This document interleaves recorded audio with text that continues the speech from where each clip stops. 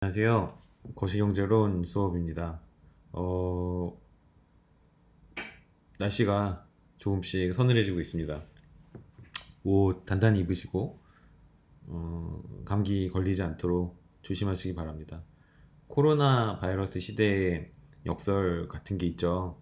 사람들이 요새 감기에 잘 걸리지 않는데요. 전부 다 마스크를 쓰고 또 전부 다 손을 깨끗이 씻는 것이 거의 전 국민적 습관이 되었기 때문이랍니다. 하지만 날씨가 추워지면 다시 코로나 바이러스가 더 그 위력을 더할 거라는 그런 예상들이 많죠. 굉장히 긴 싸움입니다, 이게. 몇 개월 동안 꾹 참는다고 해결된 문제는 아닌 것 같고, 앞으로 1년 혹은 2년 그 이상 우리가 계속해서 어, 좀 오랜 기간 동안 버텨내야 되는 싸움이기 때문에 습관을 잘 들이시고 항상 위생 관리 철저히 하시는 그런 여러분들이 되기를 바랍니다. 우리 수업에 관련해서 말씀을 드리면 중간고사에 대한 공지사항을 올려드렸습니다. 다시 한번 간략히 말씀을 드리면 10월 26일 월요일 오전 10시 반 정해진 강의실, 그리고 추가로 아마 강의실이 더 정해질 수도 있어요. 학생 수를 그 소셜 디스턴싱을 고려해서 그 있을 경우에는 말씀드리겠습니다. 거기서 대면 시험으로 치러질 예정이고요. 한번 경험이 있기, 우리가 한번 대면 시험 치러본 경험 있잖아요. 그래서 어, 자신감이 있습니다, 어느 정도. 그리고 사회적 거리두기도 우리 대전 지역 같은 경우에는 1단계로 하향 조정됐고요. 때문에 여러분들이 방역에만 철저히 방역 준칙에 철저히 따라주신다면 큰 문제 없이 잘 치룰 수 있을 거라고 생각을 합니다. 시험만 보시고 나가시면 돼요. 딴데 어디 들려서 뭐 친구들이랑 밥 먹거나 오랜만에 친구들 만났다고 술 드시지 마시고 바로 집으로 돌아가십시오. 시험 문제를 받아보시면 아마 집으로 돌아가고 싶어지실 겁니다. 우울하고 우울감 같은 게 느껴질 수 있는데 집에 가서 술을 드시든 잠을 주무시든 그러셨으면 좋겠습니다. 시험 오실 때 이제 가지고 오실 것은 마스크 쓰고 오시고 물티슈 가지고 오셔서 주변 한번 닦으시고 개인용 스프레이 이런 거 있잖아요. 그런 거 갖고 오셔서 손 계속 닦으시고 그 정도만 해주셔도 좋을 것 같습니다. 그리고 오실 때 입구에서 반드시 발열 체크하시고 이제 QR코드를 찍으시는데 아이폰 같은 경우에는 아직도 QR코드 에러가 자꾸 나는데 업데이트 iOS가 최근에 업데이트 됐는데 그 이후로 에러가 자꾸 난다고 합니다. 그래서 적고 오시면 됩니다, 명부에. 시험은 1시간 가량 치러질 예정이고요. 앞뒤로 30분 동안 방역을 실시해야 되기 때문에 시험 시간을 그렇게 오래 드릴 수는 없습니다. 저희 수업 같은 경우에는 75분 수업인데 최대로 드리는 게 아마 60분 정도일 것 같아요. 문제는 크게 한 두 문제 정도 나오고 거기에 딸린 작은 문제가 뭐 한 네 문제 다섯 문제씩 총 한 10문제 정도를 주관식으로 푸시는 형식인데 연습 문제나 기출 문제를 보시면은 대략적인 형식을 아실 수 있을 겁니다. 기출 문제 완전히 똑같이 나오지는 않을 거니까 기출 문제 답안지를 달달 외워서 오실 필요는 없고요. 특히나 제가 A4 용지 한 장 분량에 치팅 시트를 허용해드린다고 공지사항에도 올려드렸어요. 수업 시간에도 몇 번 말씀드렸고요.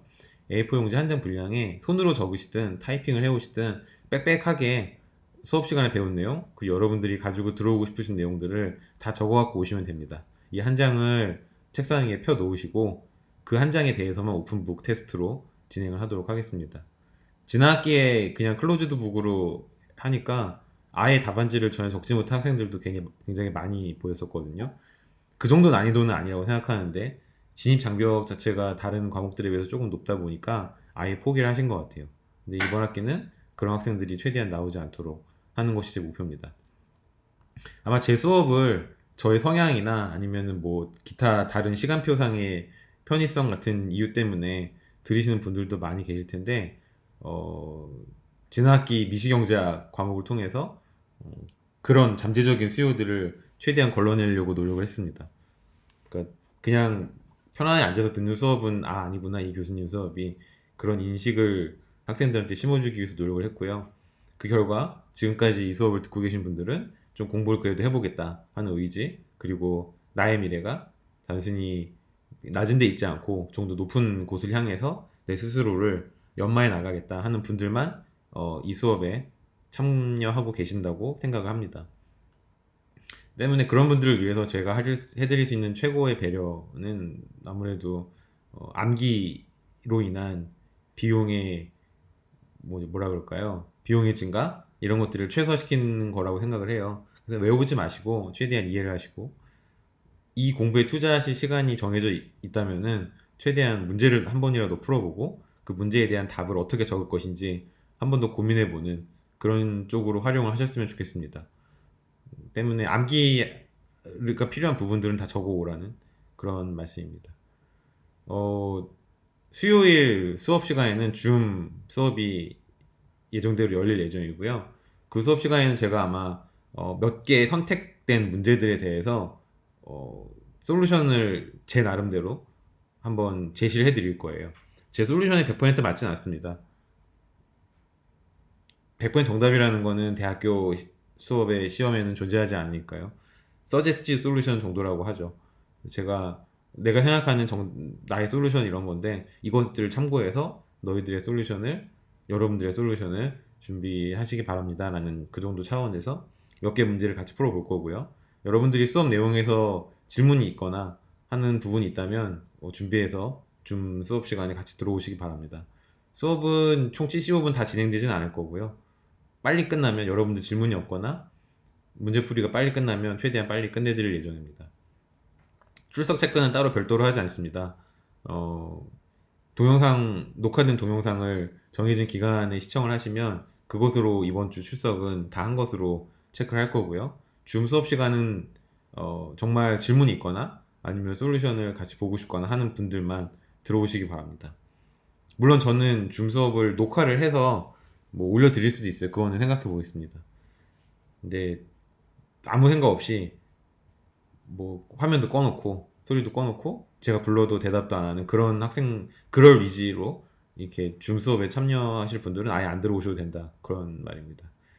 줌 수업을 제가 해봤는데 저는 그렇게 썩 만족스럽지 않았어요. 교수자 입장에서 우선 학생들이 숨어요 자꾸. 어떻게든지 교수님 안 뜨려고 숨으려고 노력을 합니다. 그러려면 왜 수업에 들어오는지 이해를 할 수가 없는데 대학 수업이라는 게 고등학교 수업처럼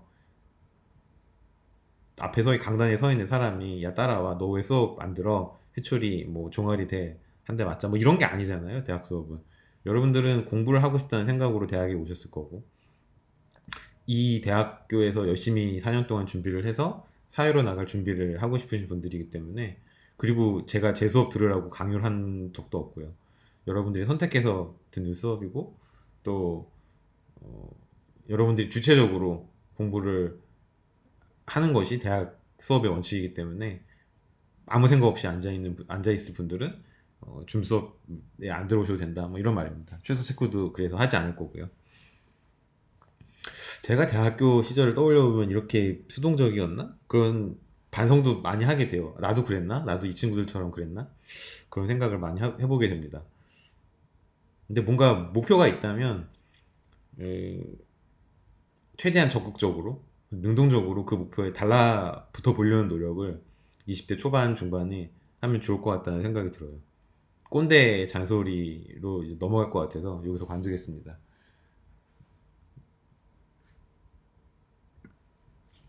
한마디만 더 드리면 자신감을 가지셔도 돼요. 여러분들은 충남대 들어오실 정도, 충남대 상경계열 학과에 들어오실 정도 분들 혹은 이것을 복수 전공으로 해서 큰 어려움 없이 수업 내용을 이해하시는 분들은 한국에서 상위권입니다. 굉장히 상위권이고 더 높은 곳으로 올라갈 수 있는 잠재력을 충분히 갖고 계신 분들이고 때문에 여러분들 속에 있는 가능성 같은 것을 의심하지 않으셨으면 좋겠어요. 문제는 포기하는 사람들입니다. 서울대든 충남대든 하위 30%는 확 놀아요. 어느 대학이든 공부 안 하는 애들은 안 합니다. 소위 말하는 이제 뭐라 그럴까요? 인생에서 이제 실패할 확률이 굉장히 높은 그런 분들은 어느 학교에나 30%는 하위 30%는 있어요. 이 사회를 이끌어 나가는 건 상위 20%들이거든요. 상위 20%와 그 밖에 80% 이렇게 보통 사회가 구성이 되는데 상위 20%는 누가 시키지 않아도 열심히 일합니다. 일을 찾아서 하고 어떻게든지 자기 자신이 정체되지 않도록 계속 자기 자신을 담금질하고 자극하고 윗사람들한테 계속 건의하고 이런 사람들이 상위 20%고 이들이 어떤 조직이든지 이끌어 나가는 사람들입니다. 대신 일복에 터진 사람들이고 인정을 받지 못할 수도 있어요. 고생만 직사하게 하고 오히려 가성비가 떨어지는 그런 인생을 살 수도 있죠.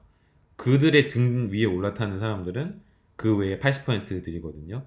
적당히 하고 적당히 삐대고 눈에 잘 안 보이게 잘 숨고 뭐 근무 시간에 적당히 인터넷 쇼핑하고 강의 줌 강의하면은 교수님 강의 틀어놓고 옆에 휴대폰으로 딴짓하고 그러다가 시험식 기간 되면은 대충 벼락치기 해갖고 뭐 아니면은 친구들한테 대충 빌 붙어서 시험 대충 B 플러스 뭐 A 뭐 이런 거 받고 A 제로 이런 거 받아서 뭐 대충 만족하네 해서 뭐 남들 다 하니까 공기업 준비나 해볼까?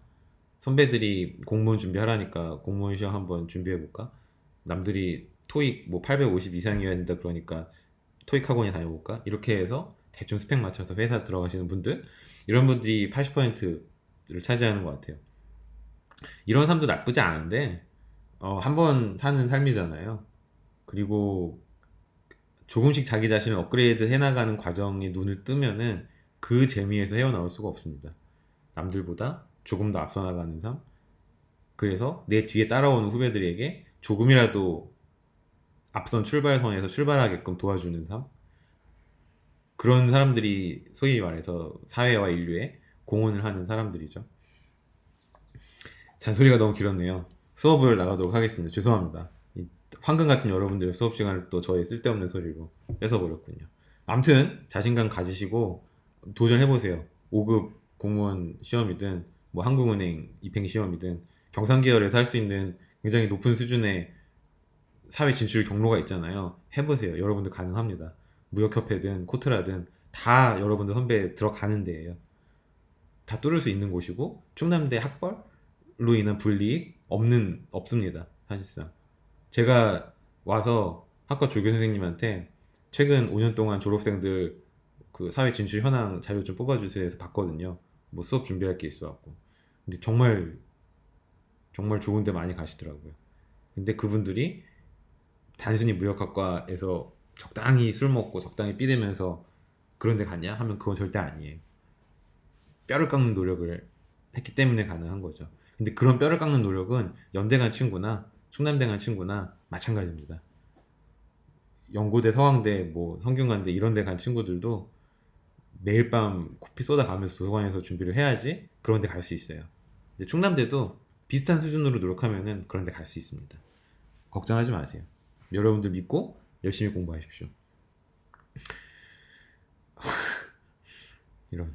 이런 쓸데없는 얘기로 시간을 너무 많이 허비했네요. 지난 시간까지 우리는 경제 성장 이론에 대해서 공부를 했어요.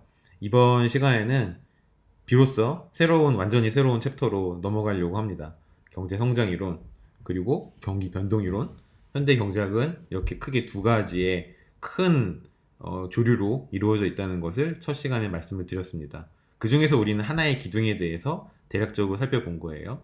솔로우 모형으로 대표되는 외생적 경제성장 이론, 그리고 솔로우 모형을 개량한 내생적 경제성장 이론. 이런 모형의 어떤 기본적인 외형, 그리고 그 모형들이 도출한 결과에 대한 경제적인 의미, 이런 것들에 대해서 수박 겉핥기 시기지만 살펴봤습니다. 시험 시간에는 우리가 배운 이런 것들을 잘 적어내시면 돼요. 모형이 어떻게 구성되어 있고 솔루션은 어떻게 찾아가며 그것에 대한 경제적인 해석을 어떻게 해야 되는지 이런 것들을 여러분 생각을 나름대로 잘 풀어서 적어내시면 됩니다. 경제성장 모형이 한때 거시경제학의 주류였던 적이 있었어요. 그런데 선진국들이 어느 순간부터 경제성장이 정체되기 시작합니다. 거시경제학은 경제학 전체는 선진국에서 만들어진 학문이잖아요. 즉 후진국이라든지 개발도상국이라든지 신흥시장을 위한 학문이 아닙니다.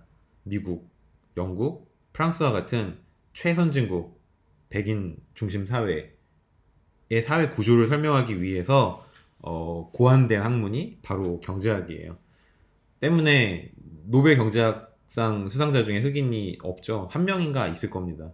근데 이분도 사실 소위 말하는 화이트나이즈 된 백인화된 흑인이셨기 때문에 엄밀히 말하면 흑인 사회에서 키워진 흑인이라고는 이야기할 수가 없죠. 그 다음에 이제 노벨 경제학상 수상자 중에 거의 대부분이 유태계 백인들이고요. 백인 주류 사회를 대변하는 게 경제학인데 미국과 영국, 프랑스 등 선진국들이 어느 순간부터 성장 동력을 상실하기 시작합니다.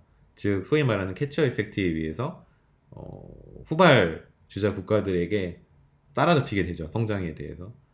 성장이 정체되고 소위 말하는 비교 우위를 점점 상실하고 그러면서 많은 경제학자들이 성장에 대해서는 이제 더 이상 흥미를 가지지 않게 됩니다. 여기에 더해서 소위 말하는 이제 컴퓨터의 보급, 인터넷의 보급 이런 거에 의해서 데이터의 전산화가 급속도로 확산이 돼요. 이것이 1990년 즈음에 발생한 일들입니다. 즉 데이터가 점점 좀 축적이 되고 그 전에는 성장에 대해서 이야기할 수 있는 데이터들이 대부분 국가 레벨 데이터들이었어요. 국가의 GDP, 국가의 물가 수준, 국가의 뭐 이자율 이런 것들, 환율 이런 것들. 근데 이제 성장에 대해서 이야기할 수 있는 것들이 굉장히 다양해지고 그 층위도 점점점 내려가기 시작을 했습니다. 소위 말하는 산업 레벨 혹은 기업 레벨로 많은 데이터들이 축적이 되고 이러한 데이터들을 활용해서 성장에 대해서 이야기를 할 수 있게 된 거죠. 그 저변에는 이제 그런 게 있습니다. 1980년대, 90년대 세계 경제 혹은 무역 흐름에 가장 중요한 게 뭐가 있었나요?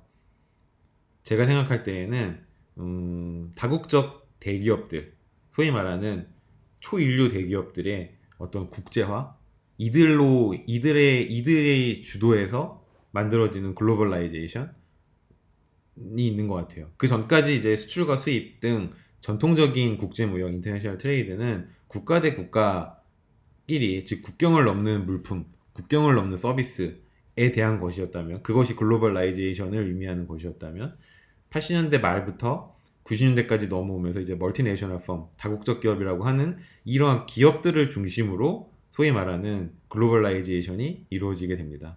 예를 들면 현대자동차 같은 경우에는 지금 현대자동차 제1 공장이 어디 있나요? 울산에 있나요? 아니면은 우리나라 다른 도시에 있나요? 알라바마에 있습니다. 미국 알라바마. 거기서 아마 자동차 제일 많이 찍어낼 거예요. 알라바마뿐만이 아니라 뭐 멕시코에도 공장이 있고요. 근데 그런 공장들은 심지어 완제품만 만들어내는 공장들이에요. 자동차는 종합 과학 기술이라고 얘기하죠. 자동차에 들어가는 수많은 부품들, 즉 중간재들 어디서 만들어낼까요? 전 세계 곳곳에서 만들어냅니다. 우리는 그것을 이제 글로벌 밸류 체인이라고 보통 얘기를 하는데, 즉 전 세계가 현대 자동차라는 하나의 기업에 의해서 하나의 밸류 체인으로 묶여버리는 거예요.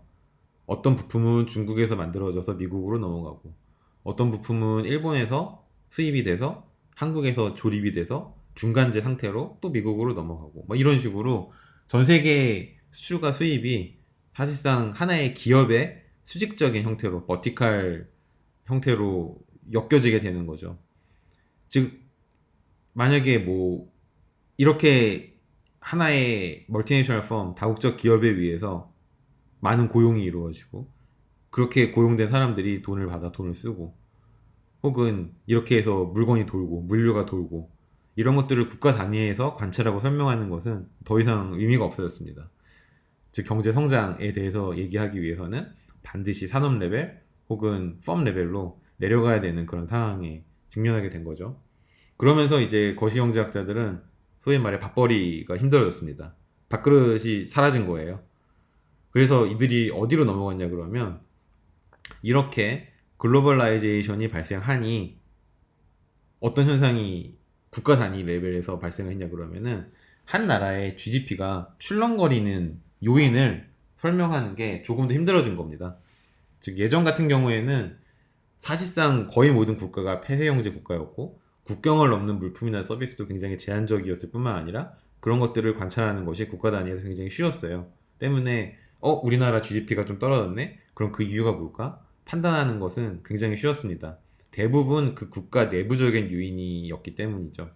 그런데 이제 소위 말해서 세계 경제가 하나로 묶이면서 외부적인 요인에 의해서 국내 경제가 업앤다운을 반복하는 그런 케이스가 점점 늘어나기 시작했고요. 그 변동성의 절대적인 폭 자체도 굉장히 커지기 시작했습니다. 즉 예전보다 경기 변동에 대한 중요성이 훨씬 커진 거죠. 경기 변동의 중요성은 첫 시간에도 설명을 해드렸기 때문에 간략하게 다시 설명을 해드리면은 미래에 대한 예측과 관련이 있습니다. 즉 여러분들은 지금 현재 소득에 대해서 어떻게 이 소득을 분배할 것인지 매 순간 고민을 하시게 되는데 첫 번째 선택은 지금 현재 바로 소비를 해버리는 거예요. 왜냐하면 여러분들은 소비를 하면은 행복한 인간이니까. 밥을 먹으면 밥을 먹지 않는 것보다 행복하잖아요. 뭐 친구들과 놀면 놀지 않는 것보다 행복하니까. 지금 당장 소비하는 것도 좋은 선택입니다. 근데 미래에 제가 어떻게 될지 몰라요. 미래에 내 소득이 어떻게 될지 모르기 때문에 미래의 불확실성, 즉 인간으로서 미래를 내다볼 수 없다는 이 현실적인 한계를 보완하기 위해서 저축이라는 수단을 활용합니다. 저축은 지금 현재의 소비를 하지 않고 미래의 나에게 지금 현재의 소비를 미래로 밀어주는 거예요.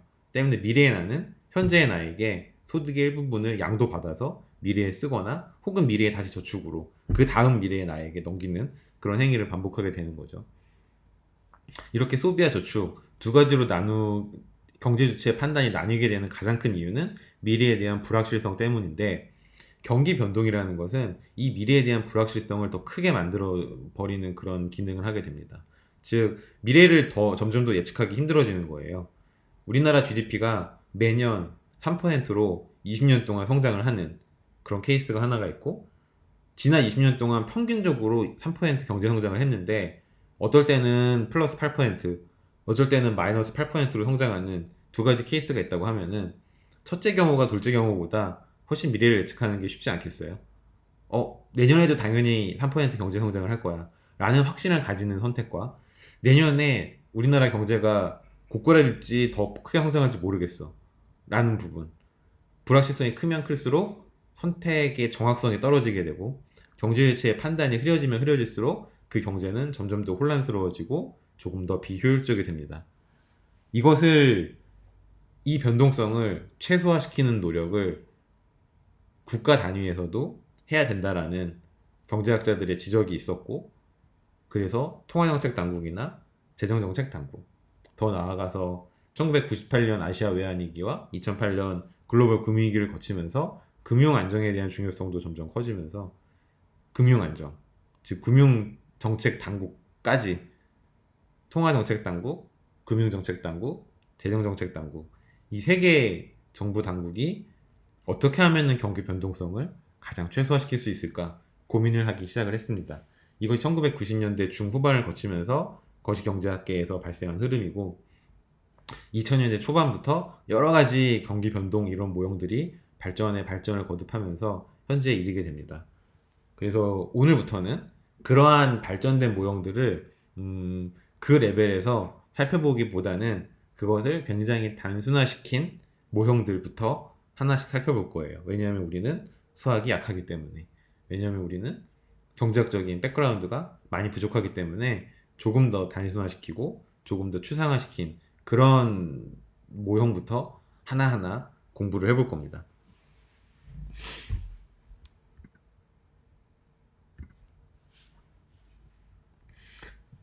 이번 학기 첫 시간에 말씀드린 것을 다시 한번 정리하면은 이 페이지와 같습니다.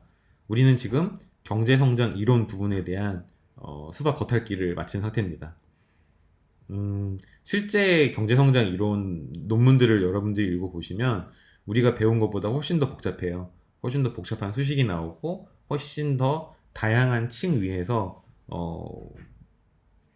굉장히 세분화된 담론들이 이루어집니다.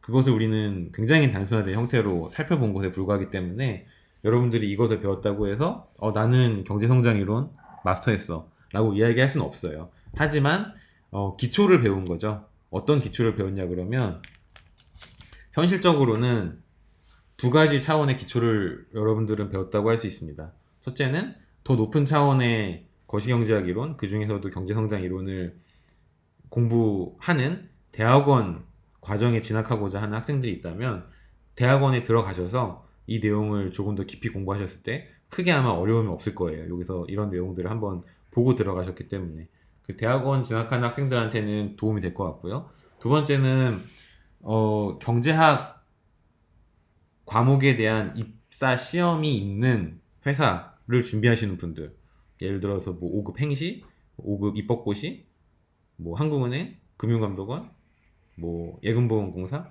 이런 A급 뭐 금융공기업들 다 경제학 과목 들어가거든요. 뭐 수출입은행은 이제 국제무역이나 국제금융 쪽이 좀 더 강조가 되긴 하지만 역시 미시것이 다 들어가고요. 이런 입사 시험에 나오는 문제들이 대부분 요 정도 수준입니다. 요 정도 백그라운드를 가지고 여러분들 스스로 혹은 스터디를 조직해서 입사 준비를 시작하시면 뭐 스타팅 포인트로는 괜찮을 것 같다는 그런 생각이 듭니다. 이 학기의 나머지 절반은 경기 변동 이론에 할애될 예정입니다. 경기 변동 이론은 경제 성장 이론과 기본적인 궤를 달리합니다. 경제 성장 이론은 우리가 배운 것처럼 끊임없이 성장하는 경제에 대한 이야기예요. 때문에 어떤 경로로 성장을 하는지, 성장에 영향을 미치는 요인들이 뭐가 있는지, 그 다음에 정상 상태라는 굉장히 특이한 성질을 가지는 하나의 성장 경로가 어떻게 정의되고 어떻게 구해지는지, 그것의 경제학적 의미는 무엇인지, 이런 것들에 대해서 이야기했다면 경기 변동은 성장하는 추세보다는 그 성장하는 추세를 따라서 경기가 얼마만큼 출렁거리는지, 출렁거린 이론, 그게 뭔지, 이유가 뭔지, 그것에 대해서 이야기를 하고 있어요. 때문에 균형이라는 개념도 경제 성장 이론과 경기 변동 이론이 굉장히 다릅니다. 다르게 정의가 이루어집니다. 예를 들면 이런 거죠.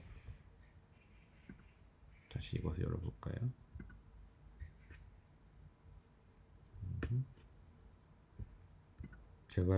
제 와이프가 제 이 강의 노트 원노트를 보고서 엄청 혼을 냈습니다. 너만 알아볼 수 있는 글씨를 쓰지 말라고. 학생들이 엄청 욕을 할 거라고. 그 말을 듣고 반성은 했습니다. 반성은 했지만 제가 지금 서예 학원을 다니지 않는 한 이 상황은 개선되지 않을 거예요. 뻔뻔하죠, 되게. 어쩔 수 없어요. 배를 째고 있습니다, 지금. 제가 지금 서예 학원을 다닐 형편이 안 돼요. 애기 기저귀값 벌기도 바빠 죽겠는데. 자, 여러분들이 모두 알고 계시는 그래프를 하나 그려볼까요? 우리나라 같은 경우에는 이러한 추세를 가지고 있어요. 즉, 매년 성장했던 것은 아니지만 전체적으로 보면은 항상 성장하고 있는 국가죠. 근데 어떨 때는 굉장히 성장을 잘 하다가 어떨 땐 좀 고꾸라지기도 하고요. 뭐 이런 식으로 성장해 나갔습니다. 즉, 이 구간에서는 성장을 했지만 이 구간에서는 후퇴를 했죠. 즉, 우리나라도 선진국의 일부분이고 뭐 선진국이 아니더라도 많은 국가들이 일정한 성장하는 추세를 따르긴 하지만 반드시 성장만 하는 것은 아니다 라는 것이 이제 많은 경제위기를 거치면서 거시경제학자들이 찾아낸 당연한 진리일 텐데, 그렇다면 경기 변동 이론에서 이야기하는 균형이라고 하는 것은 바로 어, 안정적인 이 정도 상태를 의미한다고 직관적으로 이해할 수 있습니다. 즉, 우리가 미시경제학에서 균형이라는 것을 정의를 내렸죠.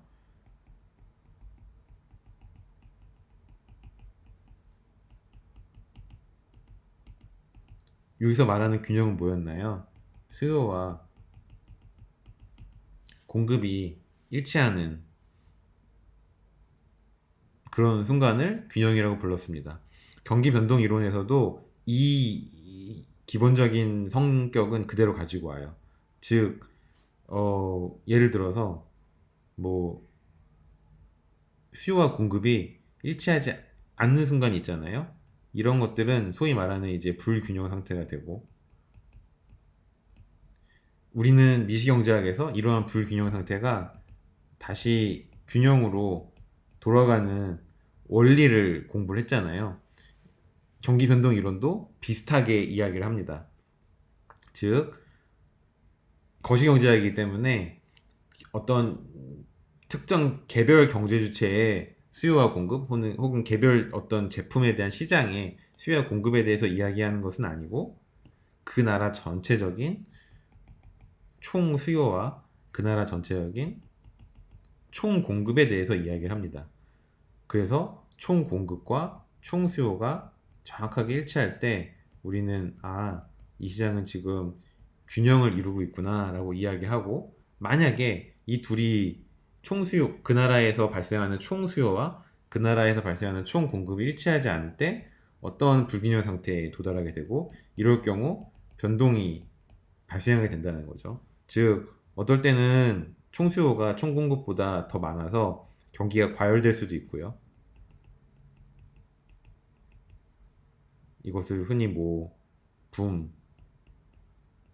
붐이라고 이야기를 하죠. 혹은 공급이 수요보다 많아서 재고가 많이 쌓이는 그런 현상이 경제 전체적으로 발생할 수 있잖아요. 이럴 경우를 이제 경기 침체 혹은 리세션이라고 이야기를 하죠. 즉 한 나라의 경제는 추세를 따라 성장을 하긴 하는데 경기 변동론자들에게는 이 추세를 따라 성장하는 부분은 전혀 관심 사항이 아니에요. 실제로 데이터를 봤을 때 그 나라의 경제는 가파르게 성장을 할 때도 있고 오히려 하락할 때도 있으며 다시 회복을 해서 성장할 때도 있다. 왜 그럴까? 왜 이렇게 전체적인 이 빨간색 부분을 소위 말하는 수요와 공급 일치해서 안정적으로 성장하는 성장 경로, 밸런스드 그로스 패스라고 우리가 대략적으로 정말 그런 건 아니지만 그렇게 이해를 한다면은, 이 균형에서 어긋나는 이런 것들은 왜 발생하며 어떻게 하면 다시 돌아올 수 있을까? 그리고 이 변동분을 어떻게 하면 정책적으로 최소화시킬 수 있을까? 즉 여기서 정책이 개입을 할 수 있다면 어떤 정책들이 불균형 상태에서 균형 상태로 더 빠르게 더 효율적으로 끌어내릴 수 있을까? 이런 것들에 대해서 공부하는 것이 경기 변동 이론입니다. 때문에 우리나라처럼 경제 성장률이 사실상 3% 이내로 들어온 선진국들 같은 경우에는 경제를 성장시키기 위한 정책보다는 이미 안정적으로 어떤 성장 경로를 타고 있으니 이 성장 경로에서 크게 벗어나지 않도록 경기 변동 폭을 최소화시키는 정책이 더 효율적일 수 있어요. 그것이 지금 현재 우리나라를 비롯한 세계 최고 선진국들 위해 거시경제정책 당국들이 집중하고 있는 부분이기도 합니다. 이러한 큰 그림 안에서 경기 변동 이론을 공부를 하시면 좋을 것 같아요. 그래서 우리는 공급 곡선과 수요 곡선을 따로따로 살펴볼 건데, 중요한 것은 미시경제학에서 우리가 공부했던 수요의 법칙이나 공급의 법칙이 경제 전체적으로는 통하지 않는다는 겁니다. 즉 여러분들은 수요의 법칙과 공급의 법칙을 따르는 일반적인 미시경제학에서의 공급 곡선과 수요 곡선의 모습을 여기서는 발견하지 못하실 수도 있어요. 그런데 우연히 그 모습이 똑같을 수도 있습니다. 하지만 그 모습이 똑같다고 해서 미시경제학에서의 수요 곡선과 거시경제학에서의 수요 곡선이 본질적으로 비슷하구나 라고 생각하시면 안 돼요. 왜냐하면 가로축과 세로축에 그려지는 변수의 정의가 완전히 다르거든요. 즉 한 나라의 전체적인 물가 수준은 어떤 제품의 가격과 완전히 다른 본질을 가집니다. 마찬가지로 그 나라에서 거래되는 모든 물량들, 수요량, 총수요 혹은 공급량, 총공급은 어떤 제품에 대한 수요량, 어떤 제품에 대한 공급량과 그 본질적인 의미가 많이 다를 수 있어요. 이러한 것들을 염두에 두시고 공급 곡선과 수요 곡선을 나라 전체적으로 한번 확대해서 공부하는 그런 시간을 가질 겁니다. 결론만 말씀드리면 한 나라의 총 공급 곡선은 두 개예요. 수요 곡선은 총 수요 곡선 하나만 존재합니다. 그리고 공급 곡선이 두 개인 이유는 경제학자들이 그 나라에 대해서 그 나라의 경제에 대해서 갖는 기본적인 가정이 조금 다르기 때문입니다. 즉 단기와 장기에서 한 나라의 총 공급 곡선은 조금 다른 모양을 갖는데 그 다른 모양을 갖는 이유는 과연 장기와 단기에 그 나라의 기본적인 펀더멘탈이 어떤 차이점을 가지느냐 그 가정의 차이에 달려 있고 그 가정이라 함은 바로 가격이 신축적인지 정보가 완전히 공개되어 있는지와 같은 어, 것들이죠. 즉 이러한 가정들의 차이는 학자의 관점에 대한 차이일 수도 있습니다. 즉 어떤 경제학자는 시장이 최고야. 시장에서 균형이 결정될 거야. 그리고 이렇게 시장에서 결정된 균형 가격은 완전히 신축적이어서 매 시간 바뀌어. 그러니까 우리는 시장의 모든 것을 맡겨놓으면 돼. 라고 주장하는 경제학자가 있을 수 있고요. 다른 경제학자는 바보야. 네 임금 결정되는 과정을 봐. 너 파트타임 근무하면은 매일매일 임금이 바뀌니? 한 달 월급 받지 않아? 그럼 한 달 동안 너는 월급이 고정돼 있는 거야. 근데 물가라는 것은 네가 너의 월급이 고정되어 있는 동안에도 계속 바뀌어. 때문에 가격의 어떤 부분은 신축적이지 않아. 그것이 시장에 영향을 미칠 거야. 라고 주장하는 학자들이 있을 수 있겠죠. 전자의 경우 우리는 고전학파라고 부르고요. 고전학파 중에서도 최신의 어떤 경제학 이론들을 따르고 있다는 의미에서 신고전학파 혹은 네오클래시컬이라고 부르고 후자의 경우 즉 시장을 완전히 신뢰하지 않는 경제학자들의 경우에는 그렇게 주장한 최초의 경제학자인 존 레이나드 케인즈를 추종한다고 해서 케인지안이라고 부릅니다. 혹은 최신의 경제학 이론들을 받아들여서 기존의 케인지안 이론을 수정했다는 차원에서 뉴 케인지안이라고 부르고요. 뉴 케인지안 외에도 포스트 케인지안이라고 불리우는 경제학자들이 있는데 포스트 케인지안은 뉴 케인지안과 완전히 다른 경제학자들입니다. 굉장히 익스트림한 생각을 하는 비주류 경제학계에서 유명한 분들이죠. 사실상 사회주의 경제학과 오히려 맥을 더 같이 하는 그런 분들이 이제 포스트 케인지안, 즉 케인지안 이코노믹스를 극복하자는 포스트 케인지안이니까요. 기존의 경제학 이론들도 너무 낡았다. 다 때려 부시고 새로운 경제 이론을 만들자 하는 분들이 포스트 케인지안입니다. 때문에 이들이 바라보는 관점이 다르기 때문에 공급 곡선은 두 가지가 존재해요. 하지만 총 수요에 대해서는 어느 정도 위견 일치를 보고 있기 때문에 우리가 이번 학기에 배우는 총 수요 곡선은 하나일 겁니다. 즉 하나의 총 수요 곡선과 두 개의 총 공급 곡선, 세 개에 대해서 하나하나 한 챕터씩 할애를 해서 배울 것이고 이 세 개를 다 배우면 이제 공급 곡선도 배우고 수요 곡선도 배웠으니 시장의 균형을 정의낼 수 있잖아요. 즉 총수요와 총공급이 만나는 균형에 대해서 공부를 해볼 겁니다. 여기까지가 이제 앞으로 우리가 공부할 내용들이에요. 그래서 이번 시간과 다음 시간에는 가장 단순한 형태의 총공급 곡선에 대해서 공부를 해볼 겁니다.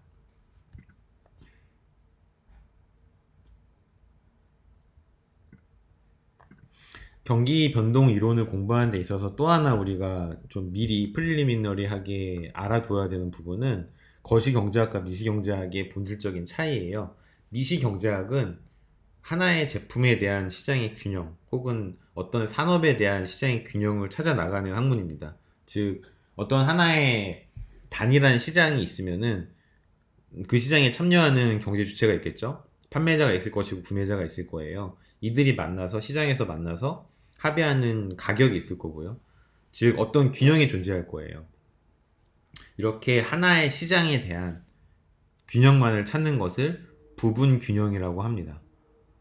하지만 앞으로 우리가 공부할 내용은 거시경제학의 내용이고 거시경제학은 쉽게 생각하면 한 나라의 과연 총수요와 한 나라에 존재하는 모든 공급이 일치하는 지점이 있느냐라는 건데 이건 굉장히 컴플렉스하죠. 이 질문에 대답하는 것은.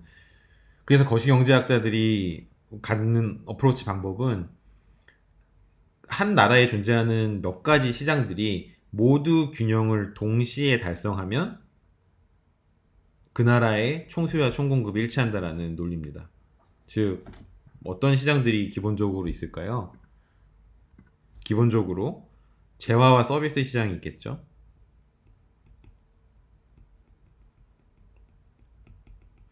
재화 및 서비스 시장을 하나의 단일 시장이라고 추상화시켜서 생각할 수 있지 않을까요? 그 나라에서 공급되는 모든 재화와 서비스, 그 나라에서 사는 사람들이 그 재화 서비스를 원하는 총 수요량, 그들이 일치할 때 재화 및 서비스 시장은 하나의 단일한 균형점을 갖는다고 이야기할 수 있잖아요. 아마 균형 가격은 이 재화 및 서비스 시장에 거래되는 모든 물품들, 모든 서비스들의 평균적인 가격 수준이 될 거고요. 근데 우리는 이 시장 말고 더 중요한 시장이 있다는 것도 알고 있잖아요. 그것을 보통 생산 요소 시장이라고 하죠. 생산 요소 시장은 재화나 서비스를 거래하는 시장이 아닙니다. 이 시장은 여러분들의 노동력을 거래하거나 혹은 여러분들이 공급하는 자본, 투자를 결정하는 그런 시장이죠. 즉 생산 함수에 들어가는 혹은 생산 활동에 반드시 필요한 자본에 대한 거래예요. 두 가지로 나눌 수 있겠네요. 노동시장이 먼저 존재할 수 있고요. 두 번째는 자본시장이 존재할 수 있습니다.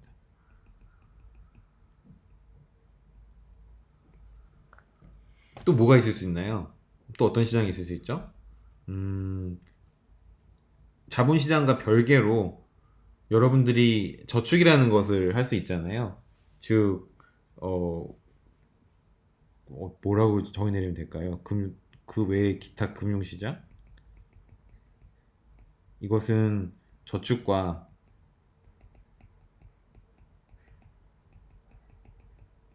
투자를 연결시켜주는 그런 시장이고요. 이런 시장도 있을 수 있겠고, 그 외에 우리가 정의낼 수 있는 몇 가지 시장들이 더 있습니다. 이러한 시장들이 모두 동시에 균형을 달성할 때 우리는 각각의 시장이 균형을 달성하는 것을 부분 균형이라고 한다면 이러한 시장들이 모두 동시에 동일한 시점에서 균형을 달성할 때 일반 균형에 다다른다라고 이야기를 하고 거시 경제학에서 관심을 갖는 것은 부분 균형이 아니라 일반 균형입니다. 즉 제한 및 서비스 시장에서 어떤 시장의 균형을 찾는다면은 이와 동시에 제한 및 서비스 시장이 균형을 찾는 시점에서 과연 노동시장 혹은 자본시장도 균형점에 도달했는지 거시 경제학자들은 이것에 관심이 있어요. 여러분들이 미시 경제학자라면은 노동 경제학자라면 노동 시장에만 관심이 있겠죠. 혹은 뭐 파생 상품에 대해 관심이 있으시다면은 파생 상품 시장에서 균형 가격이 어떻게 도달하는지 그거에만 관심이 있으시겠죠. 뭐 그런 식으로 부분 균형에만 관심이 있으시겠지만은 거시 경제학자들은 이 모든 시장이 하나의 총체적으로 각각의 부분 균형들이 동시에 달성되는 일반 균형에 좀 더 관심을 갖는다라는 것도 알아두시면 좋을 것 같습니다. 그냥 기본적인 경기 변동 이론에 들어가기 전에 워밍업 하는 차원에서 기본적으로 이런 것들이 있구나라는 것을 알아두시면 좋을 것 같아요. 그러면 이제 거시경제학에서 이야기하는 단기와 장기, short run과 long run. 제가 short run 발음이 안 돼요. short run. 이게 안 돼요. 제 혀 구조상 문제이지 long run 되는데 이게 안 됩니다. 단기가. 그래서 단기와 장기. 항상 연습하는데 안 되는 영어 발음들이 몇 개 있어요. 경제학에서 이야기하는 장기는 몇 년부터일까요? 10년? 뭐 15년? 보통 이 정도를 말씀하시는데 사실 그렇게 연수로 확실하게 정해지진 않았습니다. 오히려 장기를 정의 내리는 것은 조금 다른 방식으로 진행이 됩니다. 즉 우리가 소위 말하는 컴플리트 마켓이라고 있어요. 완전 시장이라는 개념이 있습니다. 이 완전 시장은 뭐냐 그러면 이 시장에 불완전성이 존재하지 않는다. 말장난 같지만은 불완전성이 존재하지 않는다는 그런 종류의 시장을 완전 시장이라고 이야기합니다. 즉 그 시장에 참여하는 모든 경제 주체들이 각각 정보를 가지고 있을 거 아니에요. 그 시장에 대한 정보, 뭐 가격에 대한 정보, 뭐 그 시장에 거래되는 상품의 퀄리티에 대한 정보, 생산 공정에 대한 정보, 그다음에 시장 구조, 마켓 파워에 대한 정보. 이 모든 정보들이 모두가 모두에게 다 열려 있는 거예요. 그리고 가격이 완전히 신축적으로 결정이 됩니다. 다른 말로 하면 그 어떤 가격도 경직적이어서 어떤 특정 수준의 가격에 머물러 있지 않은 거예요. 즉 시장의 수요와 공급에 의해서 균형점에 도달하면은 그 균형점에 의해서 가격이 완전히 신축적으로 같이 플렉서블하게 움직일 수 있는 그런 환경을 가진, 만약에 우리가 그런 모습들을 관찰할 수 있을 정도로 충분히 긴 기간이라면, 즉 단기적으로는 가격이 경직적일 수 있고 단기적으로는 나와 너 사이에 정보가 비대칭적일 수 있잖아요. 근데 타임스팬을 늘리면 결국 모든 정보는 공개될 수밖에 없고 세상에 완전한 비밀은 없잖아요. 그리고 시간을 충분히 늘리면은 결국 가격은 움직이게 되거든요. 좀 시간을 주면은 여러분 임금이 움직이듯이, 즉 그 정도로 충분히 긴 시간을 장기라고 정의합니다. 즉 장기라는 것은 몇 년, 몇 개월 이렇게 정해져 있는 것은 아니고 신축적인 시장, 경쟁적인 시장, 완전한 시장으로 가기까지 걸리는 시간, 그것을 보통 장기라고 정의 내리는 것 같아요.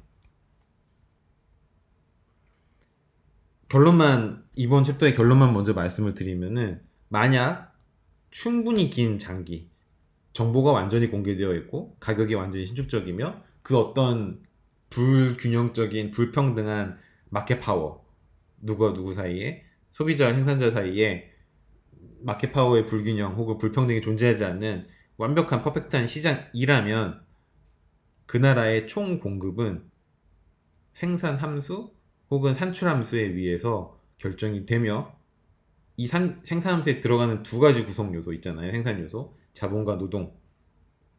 자본은 자본 시장에서 결정이 될 것이고 노동은 노동 시장에서 개별적으로 부분 균형으로 결정이 되는데, 이렇게 결정된 균형 자본량과 균형 노동량이 산출함수 안으로 들어가서 생산함수 정해진 어떤 형식의 정해진 포뮬라의 생산함수를 거쳐서 아웃풋이 나오겠죠. 그 아웃풋이 바로 총 공급량이다 라는 것이 완전한 시장 혹은 장기에서의 총 공급입니다.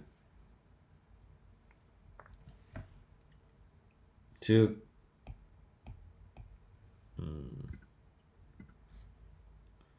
한 나라의 GDP는 우리가 보통 Y라고 쓰죠. 아웃풋이 보통 Y로 쓰니까요. 곧 디펜던트 베리어블이 보통 Y로 쓰니까 이것을 뭐 생산 함수로 정의낼 수 있다면, 얘는 자본시장에서, 얘는 노동시장에서 개별적으로 결정이 될 거라는 거죠. 즉 노동시장의 균형은 바로 균형 노동량 혹은 균형 노동 공급량이 될 것이고, 이 균형 노동량이 인풋으로서 생산 함수의 한 부분으로 들어간다는 거죠. 자본도 그런 식으로 결정이 될 거고요. 그렇다면 우리는 정해진 생산 함수 포뮬라가 있다면 자동적으로 오토매티컬리 GDP가 산출이 된다라고 가정을 할 수 있잖아요. 그것이 장기에서의 총 공급량 결정 모형입니다. 단순하죠. 하지만 앞서서 말씀드린 뉴 케인지안 경제학자들에 따르면 시장이 그렇게 완전하지가 않다는 거예요. 현실적으로 보면은. 왜냐하면 가격이 우선 경직적이에요. 짜장면, 자장면, 짜장면과 자장면 모두 맞는 발음입니다. 맞는 맞춤법이고요. 우리나라에서 유일하게 된소리를 맞는 맞춤법으로 인정해주는 단어가 바로 짜장면이에요. 그만큼 대중적인 식품이라는 거죠. 저는 짜장면 참 많이 좋아하는데요. 짜장면 집에 가면은 메뉴판이 벽에 걸려 있잖아요. 그 메뉴판을 보시면 짜장면 가격이 매일매일 변하진 않아요. 어떤 날은 5,895.8원이었다가 어떤 날은 6,138원 막 이런 식으로 움직이는 게 아니라 5,000원 하면은 6개월 가고요. 그러다가 뭐 6개월 뒤에 6,000원 이렇게 오르고요. 이런 식이죠. 가격이 경직적인 거예요. 근데 우리가 마트에 가면은 마트 가격은 훨씬 더 빠르게 변합니다. 예를 들어 생선 가격. 매일매일 시가가 있어요. 여러분 한국에 가셔서 이 항구로 들어오는 그날 새벽에, 오징어 같은 경우는 새벽에 잡잖아요. 오징어 새벽에 잡아갖고 아침에 보통 이렇게 항구로 가지고 오시거든요. 그러면은 거기서 바로 도매가 이루어져요. 그때 결정되는 오징어 가격은 굉장히 신축적입니다. 직접 가보신 분 계신가요? 되게 재밌어요. 거기 직접 참여하실 수도 있습니다. 그래서 한두 마리 사서 근처 식당 가서 끓여달라고 하면 끓여줍니다. 오징어 회 드셔도 괜찮고. 그게 결국 그 여러분들 동네에 있는 농협 하나로마트까지 들어오는 거잖아요. 그렇게 해서 들어온 농협 하나로마트에서 파는 오징어 가격은 6개월에 한 번씩 변하진 않아요. 사실상 매일 변합니다. 갈치 가격이 그랬거든요. 한때 갈치가 금갈치였던 적이 있었어요. 한 2년 전 얘기입니다. 제가 충남대 처음 왔을 때니까 2018년 얘기인데, 그때 갈치가 보통 동해에서 잡혀요. 근데 그때 동해에서 갈치가 거의 안 잡혔어요. 왜냐하면은 그 후쿠시마 원전 터진 거 그 여파도 있었고, 뭐 그래서 배들이 잘 안 나가기도 했었고, 그때 뭔가 조류가 이상해서 우리나라에 갈치가 잘 안 들어왔어요. 근데 갈치 우리나라 사람들 좋아하잖아요. 즉 우리나라의 갈치에 대한 수요는 그대로인데 공급이 갑자기 줄면은 어떤 현상이 발생합니까? 가격이 갑자기 올라가죠. 그래서 갈치 가격이 뭐 한 끼 먹을, 네 가족 기준, 4인 가족 기준 한 끼 먹을 정도 분량을 파는데 몇만 원씩, 거의 소고기 안심보다 비싸게 갈치가 팔렸던, 같은 무게에서 그랬던 적이 있어요. 근데 최근에 부모님 따라서 마트 가보신 분, 혹은 여러분들 자취하시는 분들 직접 쇼핑하신 분들은 갈치 가격 보셨다면은 되게 어포더블 하다는 걸 알 수 있습니다. 굉장히 싸거든요, 최근에는. 갈치 가격도 여러분들 임금보다는 훨씬 덜 경직적인 거죠. 근데 이렇게 제품군마다 가격의 변동성이 다르다는 것 자체가 이미 시장이 완전하지 않다는 거예요. 또 다른 하나는 시장 구조가 완전 경쟁 시장이 아니라는 겁니다. 즉, 여러분들이 살고 계신 이 현대 사회에서 거의 대부분의 시장은 어떤 식으로든지 마켓 파워가 한쪽으로 기울어져 있어요. 제가 작년 말에 휴대폰을 바꿨는데요. 저는 항상 아이폰만 쓰거든요. 앱등이어서. 근데 아이폰, 저는 SK만 써요, 그것도. 왜냐면 부모님이랑 똑같이 맞춰서 이렇게 가족 할인 받아야 돼갖고. 그래서 SK 대리점밖에 못 가는데, 저처럼 구속이 이렇게 당한 앱등이에다가 SK만 써야 돼. 이런 사람은 SK 대리점밖에 못 가잖아요. 그럼 SK 대리점에서 주는 가격대로 사야 되는 거예요, 무조건. 근데 어느 SK 대리점에 가든 가격 정책이 똑같더라고요. 그러니까 제가 발품을 판다고 해서 그 휴대폰을 더 싸게 살 수 있는 게 아니라, 뭐 2년 약정이면 2년 약정 노예가 되는 조건은 똑같은 거예요.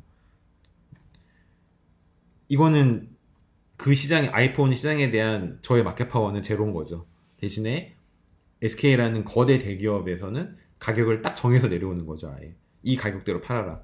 우리가 너희들한테 이만큼 선심을 썼어. 그러니까 너희들은 이 가격대로 사든지 아니면 나가 죽어, 막 이렇게 마켓 파워가 소비자와 생산자 사이에 좀 다를 수가 있고요. 마지막으로 정보가 다를 수 있습니다. 이것을 흔히 이제 소위 말하는 대리인 문제, 뭐 이런 식으로 에이전트 프로블럼 이렇게 보통 얘기를 하는데요. 소위 말하는 인사이더 인포메이션이 있는 겁니다. 여러분들 중에 은행을 생각하고 계신 분들이 계실 수 있는데, 은행 가시면 그 일반 소비자가 잘 모르는 은행에 굉장히 중요한 기능이 있어요. 제가 굉장히 이제 재밌어하는 직업군 중에 하나인데, 실사를 나가는 직원들이 있습니다. 즉 은행의 주된 역할은 뭡니까? 일반 금융 고객들한테 예금을 받아서, 즉 투자를 받는 거죠. 은행 입장에서는 받아서 일반 회사들한테, 즉 자금이 필요한, 생산활동에 자금이 필요한데 그 자금이 필요한 일반 회사들한테 돈을 빌려주는 겁니다. 근데 보통 예금 이자가 대출 이자보다 낮아요. 즉 소위 말하는 예대 마진으로, 예금 이자와 대출 이자 간의 이자율 차이를 마진으로 해서 먹고 사는 게 은행 일이잖아요. 근데 은행 입장에선 그래서 돈을 빌려주면은 반드시 회수를 해야 됩니다. 투자금을 반드시 회수를 해야 돼요. 즉 부실 기업에게 돈을 빌려주면 큰일 나는 거죠. 그래서 그 기업이 부실 기업인지 아닌지 실사를 나가는 직원들이 은행마다 굉장히 다수 존재합니다. 왜냐하면 우리나라 중소기업만 해도 몇만 개 되거든요. 그 상장기업 기준으로 하면은 상장협의회 기준으로 하면은 한 6만 5천 개 정도 되거든요. 뭐 자영업자까지 다 포함하면은. 근데 자영업자분들도 돈 빌리잖아요, 은행에서. 다 실사 나갑니다. 은행 직원들이 나가서 정말로 영업을 하고 있는지, 사장이 뭐 농땡이 피우진 않는지, 그런 걸 다 체크해요. 어떻게 체크하냐 그러면 그 전기 돌아가는 뭐라 그러죠? 계량기 있잖아요. 그걸 봐요. 그거 한 일주일 동안 계량기 모터 돌아가는 거를 관찰합니다. 그래서 아, 열심히 공장이 돌아가고 있구나. 혹은 고객들이 계속 들어오고 있구나. 이런 거 다 보고요. 다 일일이 체크합니다. 그래서 본사에 보고를 하죠. 그래서 거기서 뭐 투자금을 빨리 회수할지 안 할지 그런 결정하거든요. 그렇게 하는 이유는 은행 입장에서는 정보의 비대칭성을 최대한 줄이고 싶어 하기 때문이에요. 돈을 빌려주는 입장에서 돈을 빌려가는 사람과 돈을 빌려주는 사람 간의 정보가 다른 거예요. 아주 대표적인 에이전시 프로블럼 문제거든요. 이거를 최소화시키는 게 투자자 입장에서는 반드시 해야 될 일이고, 돈을 빌리는 사람 입장에서는 만약에 자기에게 좀 약한 구석이 있다면 최대한 감춰야겠죠. 또 다른 이제 뭐 에이전시 프로그램의 중요한 뭐 좋은 예는 CEO 같은 경우가 있어요. 그러니까 오너십 경영이 아니라 오너가 따로 있고 CEO가 전문 경영이 따로 있는 경우, 이 경우 오너십과 CEO 간의 정보 비대칭성이 발생할 수 있습니다. 오너십은 자기가 그 회사를 소유하고 있는 사람이니까 굉장히 그 회사를 잘 운영하고 싶어 해요. 자기의 모든 것을 바친 자기 분신과도 같은 회사니까. 근데 CEO 입장에서는 목적 함수가 다릅니다.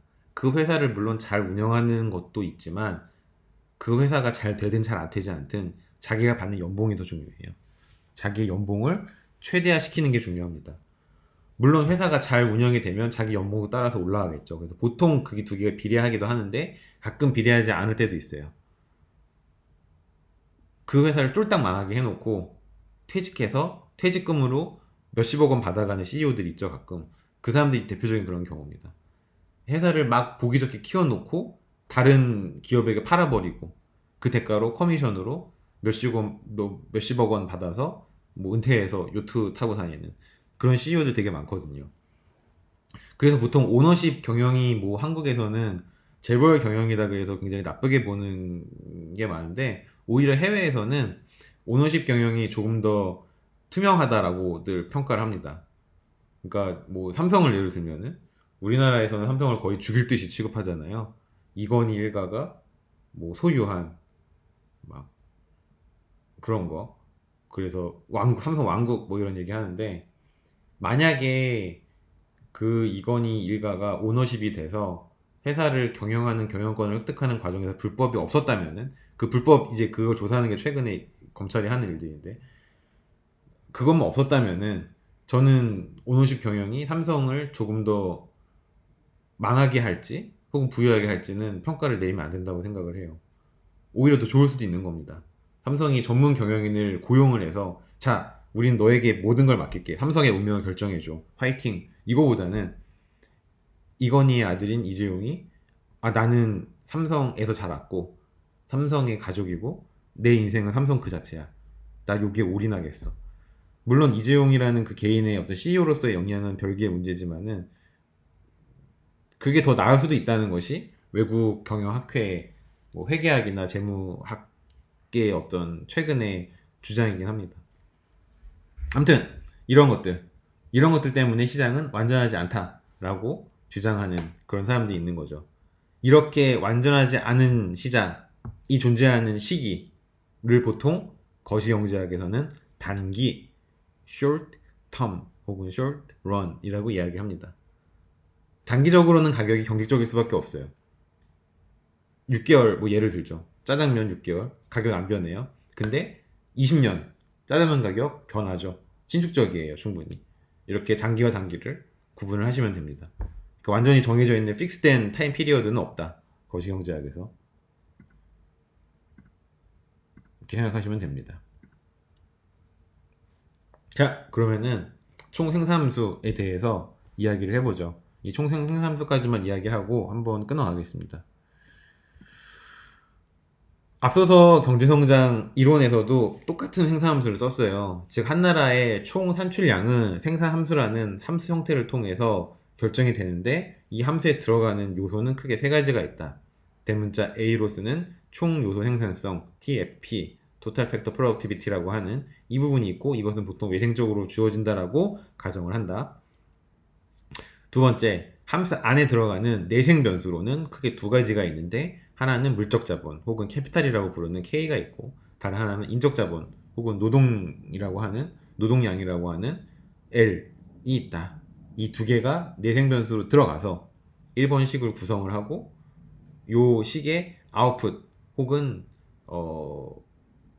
디펜던트 베리어블로서 나오는 것이 바로 Y 혹은 GDP 혹은 그 나라의 총 산출량 혹은 그 나라의 총 공급이다 라는 겁니다. 즉, 결론은 간단해요. 총 공급은 이 생산함수에 의해서 결정이 되는데, 그럼 우리가 앞으로 찾아나가야 되는 관건은 뭐냐? 이 생산함수에 들어간 내생 변수인 K와 L이 어떻게 결정이 되는지만 우리가 클래리파이 하면은 얘기는 끝나겠네요. 이 생산함수의 성격도 앞서서 봤던 경제성장 이론과 똑같이 정의가 됩니다. 증가하는 증가함수예요. 증가함수지만은 한계적으로 증가는 체감하는 한계행산 체감의 법칙이 적용되는 증가함수입니다. 즉, 이런 모양으로 세로축은 Y, 가로축은 인풋인 K와 L이 되겠네요. 그것을 수학적으로 표현하면은 1차 미분값은 항상 0보다 커요. 1차 미분값은 이 곡선의 기울기잖아요. 기울기는 항상 0보다 큽니다. 하지만 이게도 미분한 값을 한 번 더 미분하면은 그거는 음수라는 것은 이 기울기 값이 점점점 감소한다는 그런 뜻입니다. 두 번째 성격은 역시 우리가 앞서서 공부했던 규모에 대한 수익 불변 혹은 컨스탄트 리턴 투 오늘 영어 발음이 안 되네요. 원래 안 되지만 to scale 해서 규모에 대한 수익 불변이라는 성격도 가지고 있습니다. 즉, 각각의 인풋을 동등하게 2배 혹은 2분의 1배 해주면 아웃풋도 똑같이 2배 혹은 2분의 1배가 된다. 규모에 대해서 수익이 불변한다 라는 겁니다. 이 두 개의 성질을 똑같이 가지고 있습니다. 장기에서의 지금 공급 곡선에 대해서 이야기를 계속하고 있습니다. 단기는 좀 얘기가 많이 달라요. 그래서 우리는 먼저 장기에 대한 부분만 먼저 공부를 하고 있습니다. 여기까지 얘기하고 이제 본격적으로 우리가 이야기할 부분은 과연 기업과 가게의 판단이 어떻게 결정이 되고, 그래서 노동시장의 균형이 어떻게 결정이 되는지 공부할 겁니다. 왜냐하면 우리는 논의를 단순하기 위해서 자본은 고정되어 있다라고 가정을 합니다. 즉, 자본은 고정되어 있고 오직 하나의 생산 요소만 가변적으로 움직여요. 노동량. 즉, 이 노동량이 어떻게 결정되는지만 우리가 판단을 하면은 얘가 인풋으로 들어가서 아웃풋인 Y를 뽑아내겠네요. 그럼 우리는 여기서 총 공급량을 결정을 해버릴 수가 있는 거예요. 이 노동량은 어떻게 결정되냐? 노동시장에서 결정이 됩니다. 노동시장에서 어떻게 결정이 됩니까? 노동의 공급과 글씨 또 잘 못 썼다고 또 와이프한테 혼날 텐데, 노동의 공급과 제가 계속 와이프한테 혼난다 그래서 제가 뭐 집에서 파워가 없다고 생각하시면 맞습니다. 좀 없고요. 잡혀 삽니다 그냥. 노동의 공급과 노동의 수요가 일치하는 순간 노동시장의 균형이 달성이 되고, 이때 균형 노동 가격, 임금이 되겠죠. 그리고 균형 노동량, 노동 투입량이 되겠죠. 생산함수에 대한 이것이 결정이 됩니다. 그러면 우리는 장기적인 총 공급량을 바로 캐치를 할 수 있을 거예요. 이게 기본적인 큰 프레임이고, 어떻게 노동 공급과 노동 수요가 결정이 되는지, 노동 시장에서 어떻게 균형을 맞아 떨어지는지, 여기에 대해서는 다음 시간에 계속 공부를 해보도록 하겠습니다. 장시간 수고 많으셨습니다. 감사합니다.